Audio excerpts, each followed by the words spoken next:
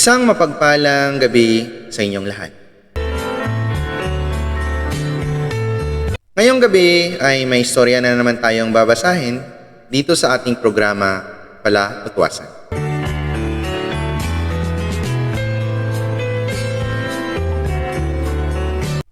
Paano nga ba isang araw malaman mo na ang taong pinakamamahal mo ay bigla na lang mawala?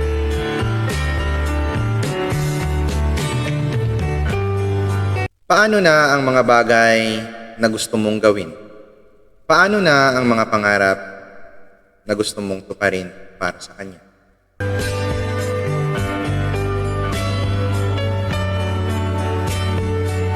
Kaya hali kayo, samahan niyo ako ngayong gabi upang basahin ang istorya na pinadala ng isa nating letter sender dito sa ating programa, Pala Utwasan. Tuning in 69.9 FM on Hiron, Papakla TV! Ano man ang kadalom sa imo problema, kay Papakla, hindi ka magkabalaka. Biskan sa anong matinion, kay Papakla, may aksyon!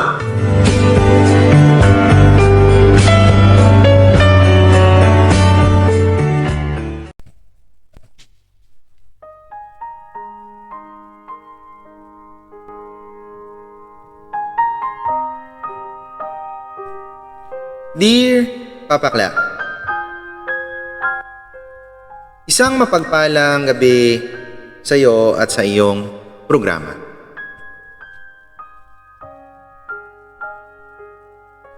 Isa din po ako sa mga sumusubaybay sa inyong programa gabi-gabi. At naisipan ko rin pong sumulat para ibahagi ang aking istorya sa iyong programa. Itago mo na lang ako sa pangalang Simon. 31 years old at taga Quezon Province. Ang istorya na gusto ko pong ibahagi sa inyong programa ay ang istorya ko at ng aking mama. Katulad po ng karamihan o tipikal na istorya, masasabi ko na ang istorya namin ng mama ko ang espesyal dahil sa ang mama ko ang nakilala ko na isa sa pinakamabait, maaruga, mapagmahal at mapabigay na ina sa buong mundo. Si mama ang palagi kong kasama mula ng pagkabata ko at nag-aruga sa akin at una kong naging guro, kaibigan, kakampi sa mga bagay-bagay hanggang sa aking pag-aaral. Siya ang tumulong sa akin sa mga project ko at sa iba pang mga gawain ko sa school dati hanggang sa nakapagtapos ako. Tanda-tanda ko pa noong ako'y nag-aaral, palagi akong ginagawan ng mama ko ng chicken sandwich. Alam mo Papakla, yun ang naging paborito kong kainin tuwing recess at snacks sa hapon. Samahan mo pa ng juice, solve na ako dun. Naalala ko pa nga one time pang nakalimutan ko ang baon ko sa bahay. Pero inihatid pa din niyon ng mama ko. Tuwang-tuwa ako that time kasi makakain ko na naman ang paborito kong chicken sandwich. Alam mo Papakla, isa si mama sa mga rason kung bakit nakarating ako ngayon sa ganitong estado ng buhay ko. May sariling pamilya, may magandang trabaho, at bukod sa lahat, naabot ko na ang mga pangarap niya sa akin dati. Kaso, wala na siya. Wala na ang pinakamamahal kong mama, Papakla. 5 taon na ang nakakaraan nung iwan ako ni mama. Na-cardiac arrest siya. Patay na si mama nang nadatnan ko sa bahay pag-uwi ko. That time pang hindi ko alam kung ano ang gagawin ko. Napakasakit kasi bigla na lang nawala ang mama ko. Ni hindi ko man lang naparamdam sa mama ko kung gaano ko siya kamahal, papa ko. Ni hindi ko man lang nasuklian ang pag-aalaga niya at pagmamahal sa akin. Kaso wala eh. Wala na ang mama ko. Wala na ang taong pinakamamahal ko. Wala na ang tagagawa ko ng chicken sandwich. At hindi ko na ulit matitikman ang gawa niya na chicken sandwich sa pagmamahal. Alam mo, papakla, ngayon ko lang napagtanto na wala naman talaga sa una ang pagsisisi palagi. Bagkus, tama nga sila. Nasa huli ito. Kaya papakla, sa mga nanonood at nakikinig sa iyong programa, gusto ko lang sabihin na habang andyan pa ang mga magulang natin, palagi niyong iparamdam sa kanila na mahal niyo sila. Hanggang dito na lang po ang aking sulat. Naway kapulutan ng aral kahit papano ang aking istorya. Tagapagpadala, Simon from Quezon Province.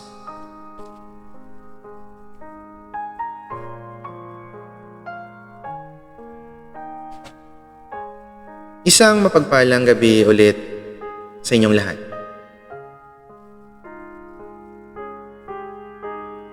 Alam ko na lahat kayo o lahat sa atin, mahal natin ang ating mga magulang.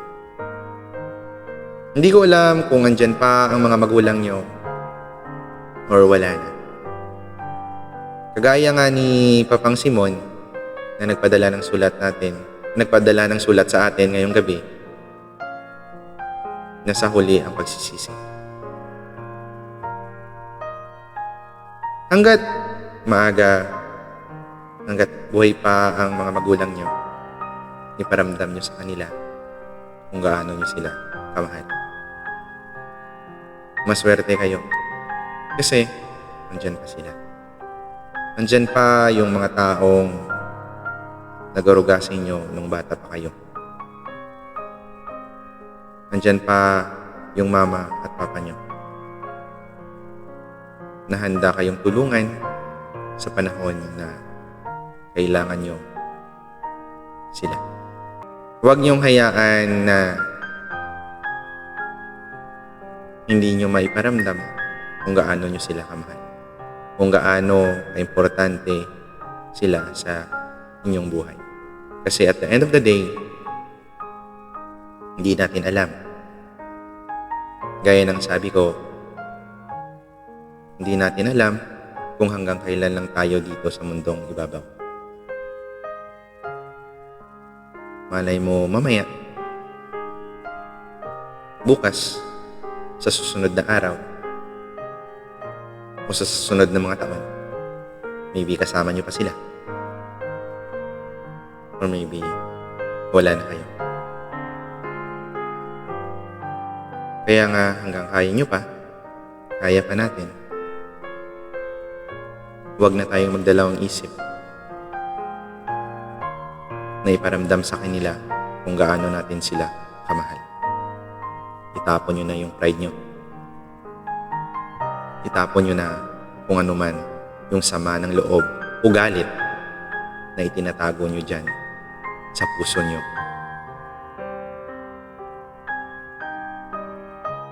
Nasa huli ang pagsisisi. Kailan pa kayo gagawa ng paraan o kailan nyo pa ipaparamdam sa inyong mga magulang na mahal nyo sila kung ano, wala na sila.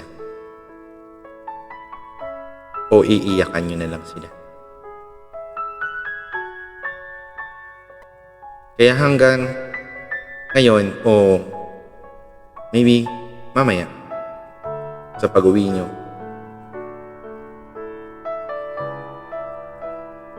ihag nyo sila. Sabihin nyo sa kanila, Mama, Papa, Nanay, Tatay, Daddy, Mami, salamat. Salamat sa lahat. Salamat sa mga bagay na ginawa nyo para sa akin. Mahal na mahal na mahal ko kayo. Maraming salamat sa pagsubaybay at sa pagsuporta sa aking mga binabasang istorya dito sa aking programa. Naway, may napulot kayo na aral kahit papano. Maraming salamat once again. This is your Papa Kla saying, gaano man kahirap ang buhay, lagi niyong tatandaan na sa kahit anong problema ang inyong kakaharapin, laging may Diyos na nakabantay at sumusubaybay sa atin. This is your Papa Kla saying, good night